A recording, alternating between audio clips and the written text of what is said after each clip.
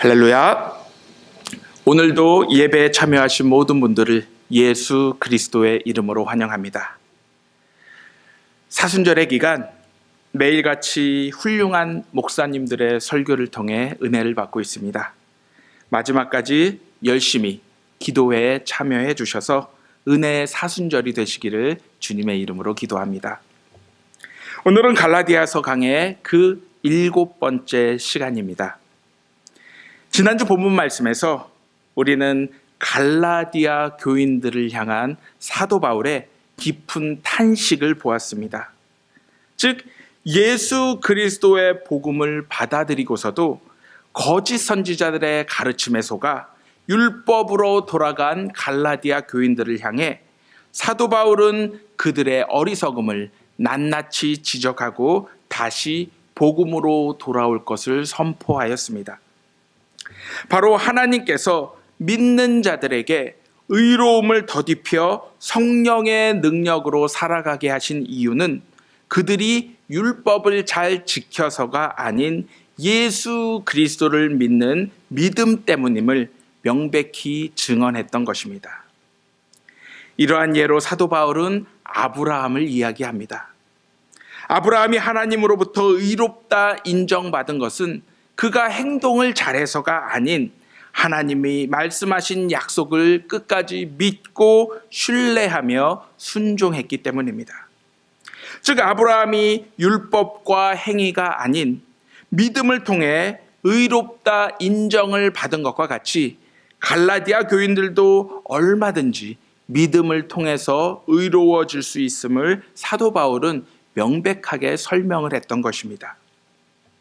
우리 모두를 율법의 굴레에서 해방시키기 위해 이 땅에 오신 예수님은 우리를 대신하여 율법의 지배를 받으시고 우리 대신 율법의 저주가 되어주셨습니다. 즉 우리가 죄인으로서 받을 수밖에 없는 모든 율법의 저주를 대신 지시고 십자가에서 우리를 대신하여 돌아가신 것입니다. 이렇게 율법의 마지막 저주인 십자가 죽음으로 처형된 예수님은 하나님의 의에 부활하심으로써 모든 율법의 저주, 바로 죄의 힘 자체를 처음으로 그리고 완벽하게 물리치심으로 우리에게 율법으로부터 해방된 자유의 길을 열어주셨습니다. 바로 예수님은 하나님과 우리의 관계를 율법이 아닌 사랑의 관계로 바꾸어 놓으신 것입니다. 다시 말해 예수님의 대속적 죽음으로 인해 하나님과 우리의 관계가 더 이상 주인과 종과의 관계가 아닌 부모와 자녀의 관계로 바뀐 것임을 지난 시간 우리는 말씀을 통해 배웠습니다. 오늘 우리에게 주신 말씀은 갈라디아서 3장 15절에서 22절까지의 말씀으로 사도 바울은 다시 한번 율법보다 하나님의 약속을 믿는 믿음의 중요성을 강조하고 있습니다. 먼저 사도 바울은 앞서 보인 어리석은 갈라디아인들이라는 그의 격양된 어조를 내려놓고 이제 그들을 형제로 부르기 시작합니다. 그리고 하나님의 약속과 율법을 일상생활에서 일어나는 일들 가운데 하나를 예로 들어 설명하기 시작합니다. 우리가 읽은 개역개정 본문에서는 15절 말씀에 사람의 언약이라도 정한 후에는 아무도 폐하거나 더하거나 하지 못하느니라 라고 말씀하고 있습니다. 여기서 사람의 언약에 해당하는 원어적인 의미를 살펴보면 이것은 한 사람의 유언을 의미하고 있습니다. 다시 말해 어떤 사람이 적합하게 유언장을 작성해 놓으면 아무도 그것을 무효로 하거나 혹은 거기에다 어떤 것을 임의적으로 덧붙일 수 없는 것입니다. 이것은 지금도 마찬가지입니다. 우리가 죽기 전에 합법적인 절차로 유언장을 작성해 놓으면 우리가 죽은 후에 그대로 집행이 되는 것입니다. 이 유언장을 무효로 하거나 혹은 고칠 수 있는 사람은 오직 유언자 자신뿐인 것입니다. 사도 바울은 이 유언장을 예로 들어 하나님의 약속을 설명합니다. 즉 하나님께서는 아브라함과 그 자손에게 약속을 주셨는데 그 약속은 아브라함과 그 자손들에게 가나안 땅을 주실 것이며 또한 아브라함의 자손을 통해 천하 만민이 복을 받을 것이라는 창세기에서의 약속이었습니다. 그런데 그 약속을 하실 때 하나님은 창세기 12장 7절에서 이렇게 말씀을 하십니다. 여호와께서 아브라함에게 나타나서 이르시되 내가 이 땅을 내 자손에게 주리라. 일반적으로 한국어에서는 단수와 복수를 크게 구별하여 사용하지 않습니다. 심지어 단수와 복수의 의미가 같은 형태로 쓰이기도 합니다. 예를 들어 우리가 이곳에 새가 많다라고 이야기를 했을 때 문법적으로 한 마리의 새를 이야기하지만 우리는 많은 새들이 있다라는 것으로 이해를 하게 됩니다. 하지만 이와는 다르게 영어나 히브리어 그리고 헬라어에서는 단수와 복수를 철저히 구분을 합니다. 앞서 언급한 창세기 12장 7절에서 하나님은 내 자손들, 즉 복수로 말씀을 하지 않으시고 내 자손, 즉 단수로 말씀을 하셨습니다. 그러므로 사도 바울은 이 사실을 주목하여 하나님의 약속들은 아브라함들의 여러 자손들인 이스라엘 백성들에게 향한 것이 아닌 이후 아브라함의 자손으로 이 땅에 오실 하나님의 독생자 아들 예수 그리스도를 향하고 있음을 말씀했습니다. 즉 오직 예수 그리스도를 통해서만 천하 만민이 복을 얻을 수 있을 것이라 해석해야 마땅하다라는 것입니다.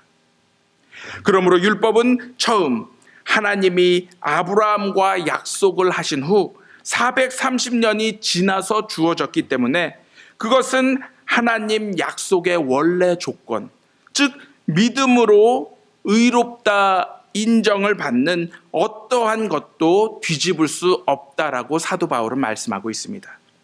다시 말해 유언장을 무효로 하거나 수정할 수 있는 사람은 오직 유언자 자신뿐인 것과 마찬가지로 아브라함을 통해 드러난 하나님의 약속은 오직 하나님에 의해서만 변경될 수 있는 것이지 천사가 전해준 율법에 의해서 결코 영향을 받거나 변화가 될 수 없다라는 것입니다.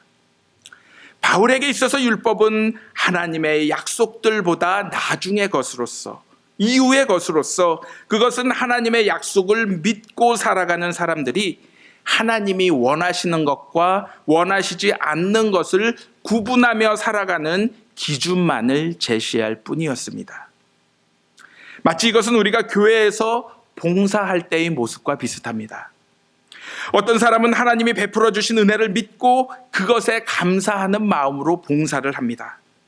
그 사람에게는 기쁨이 있습니다. 아무리 힘들고 어려운 일이 있어도 실망하거나 낙심하지 않고 즐거운 마음으로 하나님이 원하시고 뜻하는 방법으로 봉사를 이어갑니다. 이것이 하나님의 약속을 신뢰하는 삶의 모습입니다. 하지만 어떤 사람들은 교회에서의 헌신과 봉사를 하나님의 은혜를 얻기 위한 방법과 수단으로 이해를 합니다. 봉사를 많이 해야 하나님이 자신에게 은혜를 허락해 주실 것으로 생각을 합니다. 그래서 헌신과 봉사를 하지 않으면 하나님의 은혜가 사라져 버릴 것과 같은 두려움을 가지고 있습니다. 이러한 사람들의 모습은 봉사와 헌신이 힘들고 어렵습니다. 때로는 지칩니다. 이들의 마음속에는 기쁨보다 두려움과 공포가 크게 자리하고 있는 것입니다. 이것이 바로 율법을 의지하는 삶의 모습인 것입니다. 우리가 교회에서 이 두 가지의 모습을 바라보았을 때 겉으로는 똑같아 보일 수가 있습니다. 하지만 수학에서 0도와 360도가 같은 위치에 있을지라도 이들의 내면에는 한 바퀴라는 큰 차이가 있는 것처럼 이들의 동기 또한 하나님이 보시기에 하늘과 땅 차이 같은 분명한 차이가 있음을 기억하시기 바랍니다. 그렇다면 과연 지금 우리의 모습은 어떠하십니까?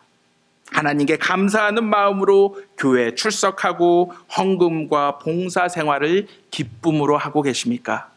아니면 주일을 성수하지 않고 헌금과 봉사 생활을 하지 않으면 하나님께 벌을 받을 것 같아 두려운 마음으로 신앙 생활을 이어가고 있지는 않으십니까? 오늘 우리에게 주신 하나님의 말씀을 통해 모든 율법에서 해방되시기를 기도합니다. 하나님이 말씀하신 약속을 굳게 믿고 그 믿음을 가지고 기쁨으로 오늘 하루도 주님의 말씀에 순종하며 살아가시기를 주님의 이름으로 기도합니다. 마지막으로 사도 바울은 율법이 하나님의 약속보다 못한 것이라 할지라도 그것이 하나님의 약속과 결코 반대되거나 혹은 무시되어야 할 것이 아님을 이야기합니다. 즉 율법이 모든 그리스도인들에게 생명을 주지는 못할지라도 하나님이 원하시고 바라시는 것을 향해 올바로 나아갈 수 있도록 우리를 자각하게 만드는 임시 방편의 역할을 한다라는 것입니다. 다시 말해 율법은 하나님의 약속이 우리의 믿음을 통해 상속되는 과정에 영향을 줄 수는 없지만 하나님 앞에서 우리가 죄인이며 끊임없이 하나님의 은혜를 간구하며 살아야 하는 자들임을 깨닫게 한다라는 것입니다. 하지만 이러한 율법의 기능은 오직 예수님이 오시기 전까지만 유효했습니다. 이제 예수님이 오심으로 이러한 불완전한 율법은 사랑의 법으로 온전히 완성이 되었습니다. 즉 예수님이 보여주시고 행하신 사랑의 법은 율법보다 더 훨씬 고귀하고 높은 수준의 법인 것입니다. 요한복음 13장 34절에서 예수님은 이렇게 말씀하십니다. 새 계명을 너희에게 주노니 너희가 서로 사랑하라. 내가 너희를 사랑한 것 같이 너희도 서로 사랑하라. 예수님은 막연하게 사랑하라라고 율법적으로 기계적으로 말씀하지 않으셨습니다. 내가 너희를 사랑한 것 같이 너희도 사랑하라고 구체적인 모범을 보여주셨습니다. 바로 모든 행함에 있어 우리가 이미 받은 사랑을 잊지 말고 그 사랑을 기억하고 그대로 행하라라는 것이었습니다. 모든 것은 사랑으로 통하고 사랑을 위해 존재하며 사랑을 목표로 하라라는 것입니다. 성경에 문자적으로 적힌 것을 기계적으로 실천하는 삶이 아닌 그 말씀 이면에 담겨 있는 의미를 매 순간 깊이 생각하며 더 많은 것을 실천하라라는 예수님의 명령이 이 안에 담겨 있는 것입니다. 이것은 예배나 성경 공부 그리고 기도에서도 마찬가지입니다. 나 자신의 만족이나 성장을 위한 것이 아닌 오직 하나님을 사랑하고 이웃을 사랑하는 마음과 정신을 가지고 매 순간 집중하며 살라라는 예수님의 새로운 명령인 것입니다. 겉에 드러난 것을 보지 말고 그 안에 숨겨진 의미를 비로소 깨닫고 알아서 실천하라라는 것입니다. 성경은 이 세상에서 사랑보다 더 높은 사상이 없고 사랑보다 더 큰 철학이 없으며 사랑보다 더 높은 가치가 없다라고 분명히 말씀하고 계십니다. 이러한 이유로 사도 요한은 요한일서 4장에서 이렇게 말씀했습니다.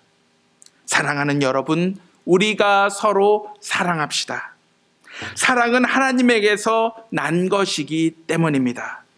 사랑하는 사람은 누구나 다 하나님께로부터 났고 하나님을 압니다. 사랑하지 않는 사람은 하나님을 알지 못합니다. 왜냐하면 하나님은 사랑이시기 때문입니다. 이 시간 하나님을 빼놓고 사랑을 말할 수 없고 사랑을 빼놓고 하나님을 말할 수 없음을 기억하시기 바랍니다. 그러므로 우리가 하나님을 잘 믿고 따르기 위해서 가장 먼저 회복해야 할 것이 사랑임을 믿으시기 바랍니다. 사람은 이 세상에서 죽어 없어질지라도 그가 남긴 사랑의 발자취는 우리 주변 사람들의 마음속에 그리고 하나님 안에 영원히 남게 될 것임을 기억하시며 오늘 하루도 후회 없이 사랑이신 하나님을 믿고 신뢰하며 나아가시기를 주님의 이름으로 기도합니다. 그리하여 그 사랑으로 세상을 이기며 모든 고통과 고난의 파도 앞에서도 이미 주님이 허락하신 은혜 안에서 기쁨과 감사함으로 능히 견뎌내시는, 그리고 이겨내시는 우리 모두가 되시기를 예수 그리스도의 이름으로 간절히 기도합니다.